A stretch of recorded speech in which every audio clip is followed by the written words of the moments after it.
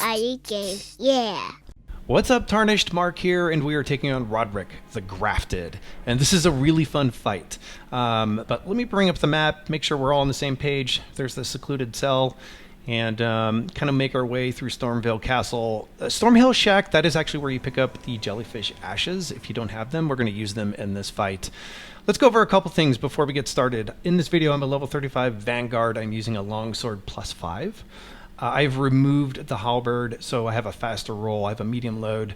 We're going to be using the jellyfish in this fight. You can get that from Godrick in the Storm Shack.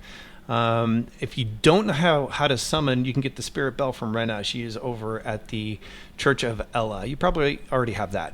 Now to summon Nepheli, okay, so from the site of grace, which is the lift side chamber in Stormveil Castle, you're going to run up these stairs. And by the way, these birds have killed me more than any other enemy besides bosses. They have my number for some reason. I don't know why. Anyway, as we go through here, take out all these guys. When you are starting approaching this area to the right, I think it's kind of easy to miss. But in here, this is where you can meet her. Collect the goodies, talk to her, exhaust the dialogue options, and she will become a summonal NPC for this fight. And she's really helpful. So if you haven't done that, go back, talk to her, get her.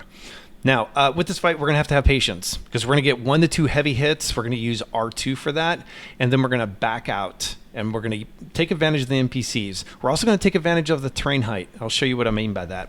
But try to stay nice and calm. Now, as soon as the fight starts, we're going to sprint over to this area. The reason why is because we're going to try and spawn the jellyfish off to the side so it stays alive as long as possible. So standing here, summon the jellyfish immediately. And then after we summon, spin around, target Godrick, and then we're going to move back up the hill. Which can be tricky because he's pretty aggressive, but we have to roll through his attacks. And we're going to be doing that for the entire fight too. But try to pull him back because we want to try and keep the jellyfish alive as much as possible along with Nepheli.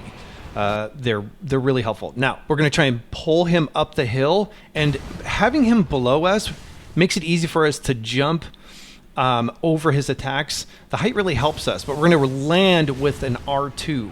A heavy attack, and you're going to try and get 1 or 2 in. And the great thing about that is if you get enough of those heavy attacks in, we could break his posture, and then we can get a critical hit in. So it's sort of a dance. Now we see that weapon glow, get ready to roll away. He's going to do a huge attack, but it also opens him up for another attack if you're feeling adventurous. So try to pace that, keep in mind with what he's doing. Now when we break his posture, rush up to him and hit R1 to get that critical hit in. I couldn't do it because the NPC was standing right there. Nepheli was right in front and I couldn't get it. It actually happened a couple times in this fight.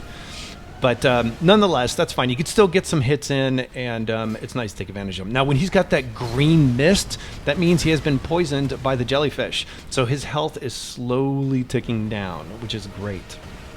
But we still got more work to do, and Nepheli is hurting. But keep going in. We broke his posture there.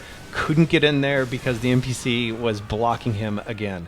Great. Now we're on the phase 2. Phase 2 is the same but faster, and he has a dragon head on his arm, and he's pretty wild. Now his moveset doesn't change too much, but he does more damage. So but our strategy isn't really gonna change. You can see the jellyfish is doing its thing. It's just shooting at him. It's keeping the poison levels up on him, which is great. But we're gonna draw him sort of back towards this hill so we can get those jumps in like that.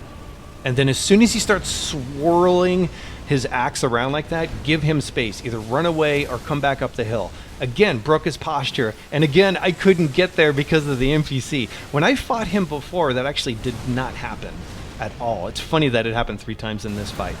But we're doing the same thing. We're backing up, and then we're jumping and coming down with R2. You might even be able to get in more fights, or more attacks, but I was actually trying to be really careful with this. But you can see his health is coming down. So we got to be careful, because remember, at the end of these boss fights in these From Software games, it happens to all of us. We get a little anxious, and we lose lots of health because we're so close, right? So have patience, time your attacks, work your way to his back, chip away at his health, and you will get him. Don't forget to like and subscribe, folks. It does help me out quite a bit. Thanks for checking out my video.